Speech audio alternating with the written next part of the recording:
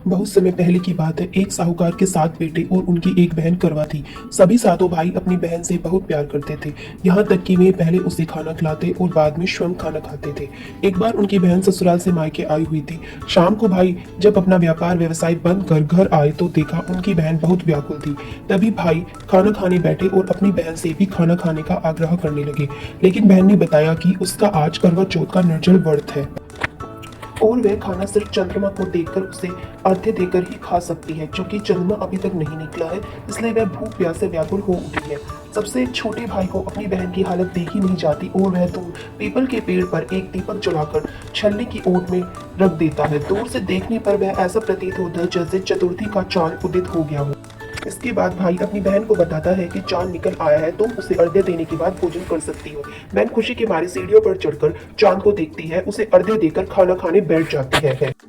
वह पहला टुकड़ा मुंह में डालती है तो उसे छींक आ जाती है, दूसरा टुकड़ा डालती है तो उसे बाल निकल आता है और जैसे ही तीसरा टुकड़ा मुंह में डालने की कोशिश करती है तो उसके पति की मृत्यु का समाचार उसे मिलता है। वह बौखला जाती है। उसकी भाभी उसे सच्चाई से अवगत कराती है कि उसके साथ ऐसा क्यों हुआ है। करवा चौथ का व्रत गलत तरीके से टूटने के कारण देवता उससे नाराज हो गए हैं और उन्होंने ऐसा किया है। सच्चाई जानने के बाद करवा निश्चय करती है कि वह अपने पति का अंतिम संस्कार नहीं होने देगी और अपने सतीत्व से उसे पूर्ण जीवन दिलाकर रहेगी। वह पूरे 1 साल तक अपने पति के शव के पास बैठी रहती है, उसकी देखभाल करती है, उसके ऊपर उगने वाली सुईनुमा घास को वह एकत्रित करती रहती है।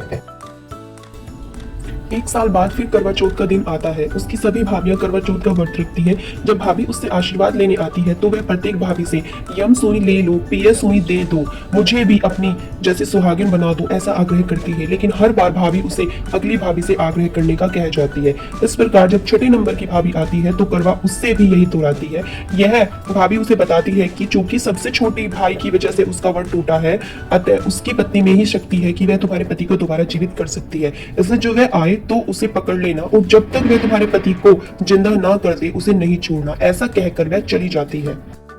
सबसे अंत में छोटी भाभी आती है। करवा उनसे भी सुहागिन बनने का आग्रह करती है, लेकिन वह टाल मटोली करने लगती है। इसे देखकर करवा उन्हें जोर से पकड़ लेती है और अपने सुहाग को जिंदा करने के लिए कहती है। भाभी उससे छुड़ाने के लिए नोचती है, खसोटती है, लेकिन करवा नहीं छोड़ती है। अंत में उसकी तपस्या को देखकर भाभी पसीज जाती है और अपनी छोटी उंगली को चीरकर उसमें से अमृत उसके पति के मुंह में डाल देती है। करवा का पति तुरंत श्री गणेश कहता हुआ उठ जाता है। इस प्रकार प्रभु कृपा से उसकी छोटी भाभी के माध्यम से करवा को अपना सुहाग वापस मिल जाता है। हे श्री गणेश गौरी माँ, जिस प्रकार करवा को चीर सुहागन का वरदान आपसे मिला है, वैसा ही सब सुहागिनों को मिली।